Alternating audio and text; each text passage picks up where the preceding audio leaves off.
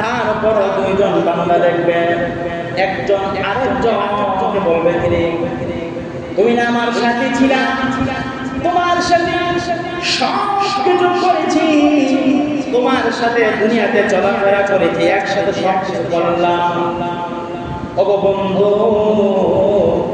এখন তোমার কথা, তোমার স্থান আমার থেকে কেমনে বেশি করে বুঝে আসছে না।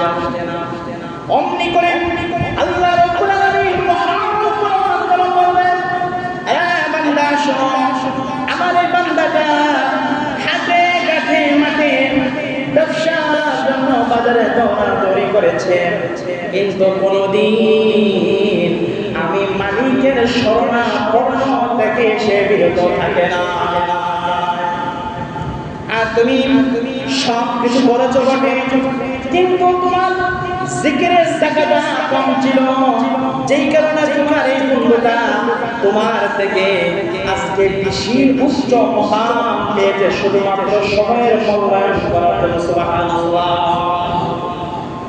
সেজন্য ভাইরা, আল্লাহ তাআলা এই কুরআনুল কারীমের সূরাতুল আসরের সর্বপ্রথম যে বাক্য ব্যবহার করেছে, আল্লাহ তাআলা কসমকে বলছে, সময়ের কসম, সময়ের কসম, কালের কসম, ইন্নাল ইনসানা লাফি খুসর। আল্লাহ বলেন মানুষ পুরো ক্ষতির মধ্যে ডুবে আছে, প্রত্যেকটা মানুষ ক্ষতির মধ্যে ডুবে আছে। আমার ভাইরা, আল্লাহ তাআলা এমন কথা বলেন না যে মানুষের লস হইছে, লোকসান হইছে, কথা বলেন। আল্লাহ বলেন ক্ষতি আর লোকসানের মধ্যে পার্থক্য হলো, একটা মানুষ ব্যবসার জন্য পণ্য কিনেছে, পণ্য কেনার পরে বিক্রি করার পরে সে বান্দা তার পুঁজি ফেরত পেল, লাভ হইছে না? পুঁজি ফেরত পাইলে কি হইছে না? লাভ হইছে না? এটা কিন্তু লোকসান। তার সময় দিল, সব কিছু দিল, কি লাভ হইছে না লোকসান হইছে? লস হইছে, লস বলে লস। কিন্তু ক্ষতি বলা হয় ব্যবসা করতে গিয়ে যেই পুঁজিটুকু নিয়েছিল, পুঁজিও গেল, লাভ তো হলোই না, পুঁজি সহকারে চলে গেল, এটারে বলে ক্ষতি। মানে আমও গেল, সালাও সাথে গেছে, কি বলে ক্ষতি। আল্লাহ রাব্বুল আলামিন বলেন পৃথিবীর মানুষগুলা ক্ষতির মধ্যে পড়ে আছে, ক্ষতির মধ্যে পড়ে আছে। আল্লাহু আকবার। মানুষের জীবন হলো বরফের মতো। কিসের মতো? মানুষের জীবনটা বরফ বিক্রেতার মতো। বরফ দেখবেন যদিও পথে কি পুঙ্খানু থাকে, কিছুক্ষণের ভিতরে বলে সমান হয়ে যায়। অর্থাৎ এই সময়কে বরফের মতো, বরফটা গলার পূর্বে যখন আপনাকে যে আইসক্রিমটা যদি বিক্রি করা যায়, তাহলে কি পাইব? সে লাভ পাবে। আর যদি দেরি হয়ে যায়, এই আইস গলে যায়, তখন কি আর সে লাভ পাবে? ব্যবসা পুঁজি লাভ করবো না। সেজন্য প্রাণের ভাইরা, সময় থাকতে সময়ের মূল্যায়ন অবশ্যই করতে হবে।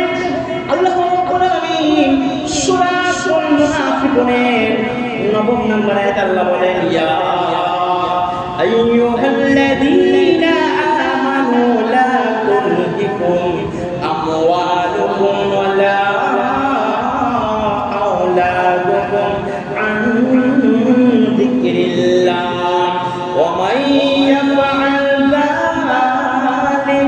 ফাউলাইকা হুমুল ফাসিকুন।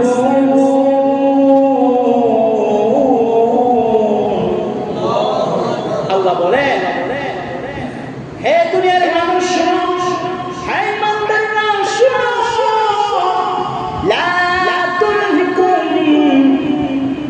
কাফের হয়ে যেও না, আমওয়ালুকুম, তোমাদের সম্পদের মুখে পড়ে, ওয়ালা আওলাদুকুম, সন্তানের কারণে, আন যিকরিল্লাহ। আল্লাহ বলেন আন যিকরিল্লাহ, আল্লাহ তাআলা স্মরণ করতে তোমার সম্পদ, তোমার তুমি বান্দাকে যেন কাফের করে না দে। আল্লাহ যেই বা যারা এই কাজটা করলো আর এই কাজটা করবে, কোন কাজটা সন্তানের মুখে করে, সন্তানের মায়ায় করে, সম্পদের ভালোবাসায় করে, বান্দা যদি আল্লাহ তাআলাকে ভুলে যায়, আল্লাহ বলেন ফাউলাইকা হুমুল খাসিরুন, ওই মানুষগুলো ক্ষতিগ্রস্ত হয়ে পড়েছে। নাউযুবিল্লাহ। তাহলে আল্লাহ তাআলা বলেন যে সময়ের কসম মানুষ বড়ই ক্ষতিগ্রস্তের মধ্যে পড়ে আছে। বলেন না নাউযুবিল্লাহ। ভাইরা আমার, আল্লাহ বলেন সমস্ত মানুষ যদিও ক্ষতিগ্রস্ত, কিন্তু চারটি গুণওয়ালা ব্যক্তি। কয়টি ব্যক্তি? চারটা গুণ যার মধ্যে আছে ওই বান্দা ক্ষতির অন্তর্ভুক্ত। বলুন আলহামদুলিল্লাহ।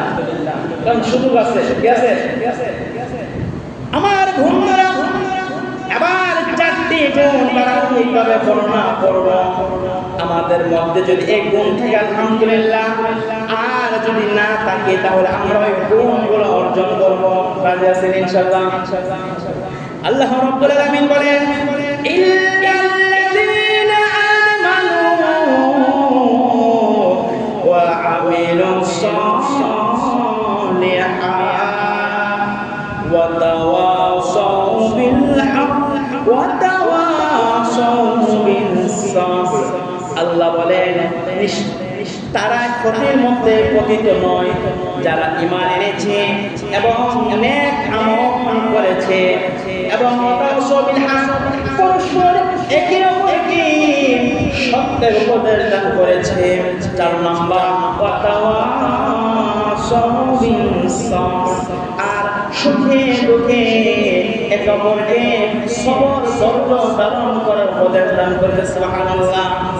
তাহলে 1 নাম্বার কি? ঈমানদার। 2 নম্বরে